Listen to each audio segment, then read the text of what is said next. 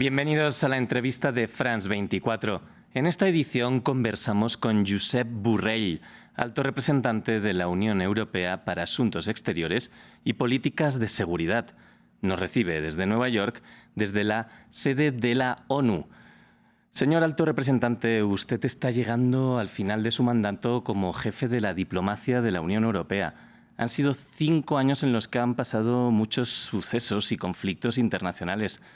¿Cuál es su valoración? Bueno, han sido 5 años muy complicados, difíciles de resumir en unas cuantas palabras. Nadie esperaba una pandemia, nadie esperaba que Rusia invadiera Ucrania, no esperábamos una guerra tan cruel, tan larga y tan mortífera en Oriente Medio.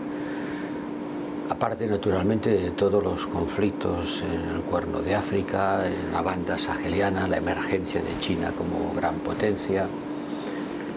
Mire, lo que ha pasado en estos años es que la Unión Europea, que estaba basada en una serie de interdependencias económicas, internas y externas, ha visto cómo estas interdependencias económicas eran secuestradas por los conflictos geoestratégicos entre potencias. Y ha habido que adaptarse a esta nueva realidad, ha habido que adaptarse con un entorno mucho más conflictivo, mucho más desafiante, que nos ha obligado a repensar la manera en la que abordamos nuestra seguridad y defensa y, por lo tanto, nuestras relaciones en el mundo. En estos 5 años, con guerras como la de Ucrania o Gaza, el mundo parece menos seguro.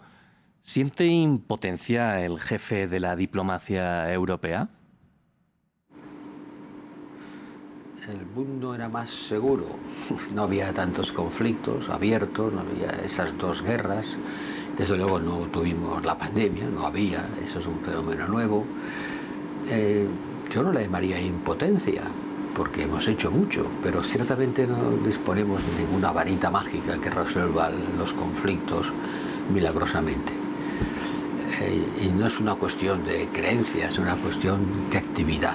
Mira la respuesta que hemos dado a la invasión rusa en Ucrania.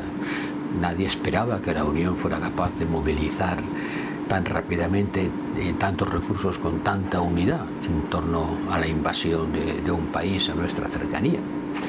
Y sí, en Oriente Medio no hemos tenido la misma unidad, pero seguimos siendo la fuerza que más ayuda humanitaria suministra. Claro que me dirá usted, la ayuda humanitaria no resuelve los conflictos, no, pero los amortigua, pero a quien recibe la ayuda le aseguro que le conviene. Ahora, sí, desde luego, no hemos sido capaces de conseguir, por ejemplo, un alto el fuego en Gaza, no solo nosotros, en Estados Unidos, que más influencia tiene en la región, tampoco lo ha conseguido, y en eso seguimos insistiendo, porque lo que está ocurriendo allí es el mayor drama, la situación más dramática desde el final de la Segunda Guerra Mundial.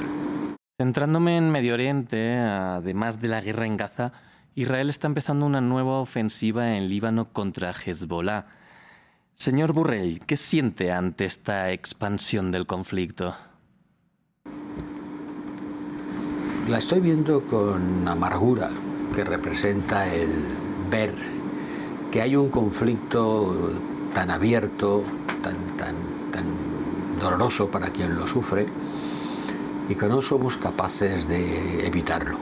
Eso me produce una sensación de desazón personal, muy profunda, porque cuando ves de cerca, como me toca a mí, ver la realidad, y ves que todos los esfuerzos que haces para evitar que ocurra lo que está ocurriendo no fructifican, que toda la comunidad internacional está pidiendo un alto el fuego en Líbano, por ejemplo, y te encuentras con el primer ministro Netanyahu diciendo que va a seguir bombardeando y desplazando personal y causando tantas muertes, o cuando Putin dice que él tiene un objetivo militar y que mientras no lo consiga no va a cesar la guerra.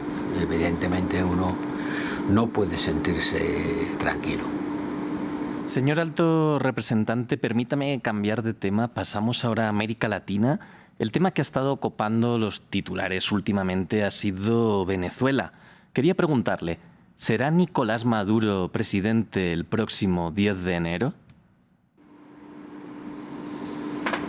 Maduro no será un presidente legítimamente electo y por lo tanto no reconoceremos su legitimidad.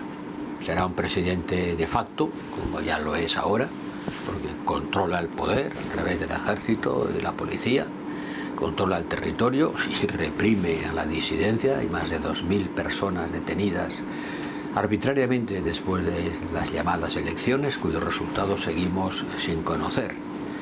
Sí, de aquí a lo que llaman la ceremonia de investidura queda un tiempo en el que hay que seguir trabajando y apoyando a la oposición, exigiendo todavía, sin esperanzas ya de que lo consigamos, una prueba que garantice un resultado electoral que, por lo que sabemos, los datos disponibles, no ganó Maduro y por lo tanto no será un presidente legítimamente elegido ni internacionalmente reconocido.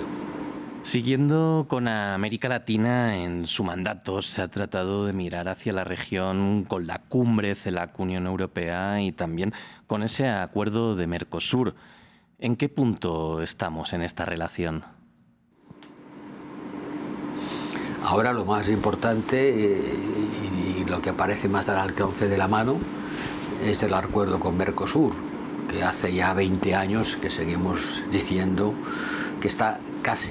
Bueno, ahora sí parece que está casi, por lo menos los países latinoamericanos han conseguido una posición común y están dispuestos. Ahora la pelota está en el terreno de los europeos.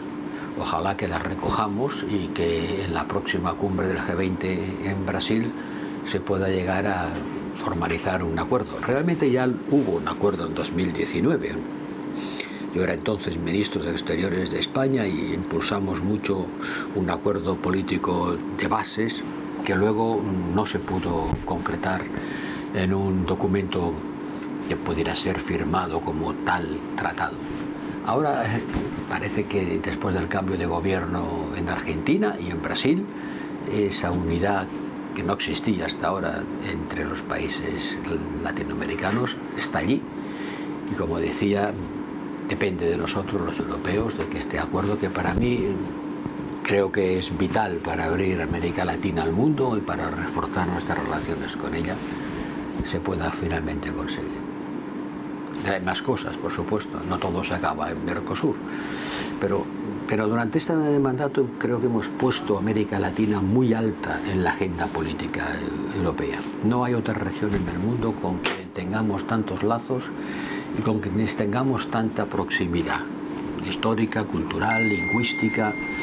No, somos muy parecidos los latinoamericanos y los europeos y sin embargo no llevamos esta proximidad a sus consecuencias de una relación económica, comercial y política más intensa.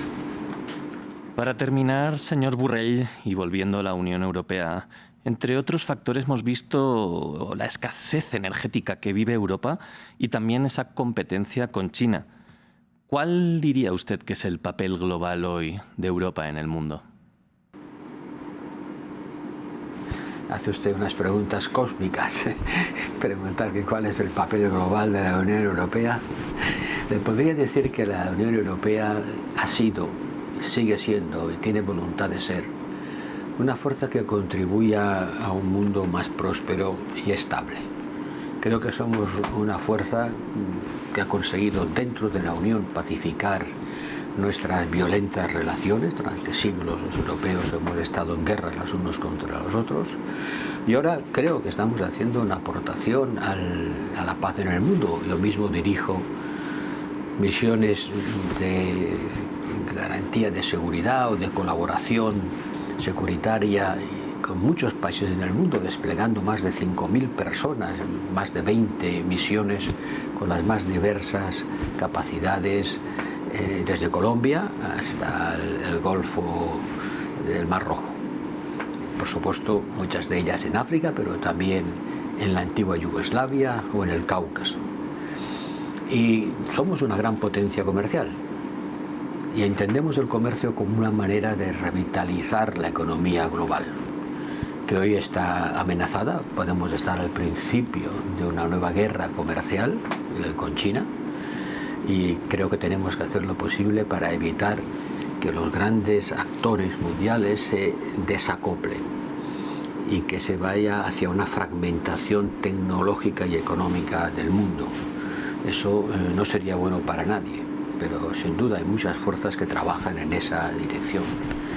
La Unión Europea podría hacer un papel muy importante como amortiguador de estas fuerzas centrífugas y conseguir que esa globalización que ha servido para sacar a mucha gente de la pobreza en muchas partes del mundo, pero también a crear mucha desigualdad en el interior de nuestras sociedades, tenga un rostro más humano y contribuya no solamente al crecimiento económico, sino también a la disminución de las desigualdades en el marco de los objetivos de desarrollo, los objetivos de la Agenda de las Naciones Unidas, que aquí se han reafirmado con ese pacto para el futuro, al que creo que puedo decir que la Unión Europea ha contribuido decisivamente para hacer que los países africanos, junto con nosotros del sudeste asiático, llegasen a un acuerdo que ha servido para impedir que Rusia, que estaba claramente en contra, quede aislada de esa voluntad de progreso común.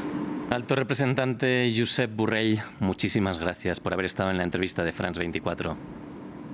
Gracias a ustedes.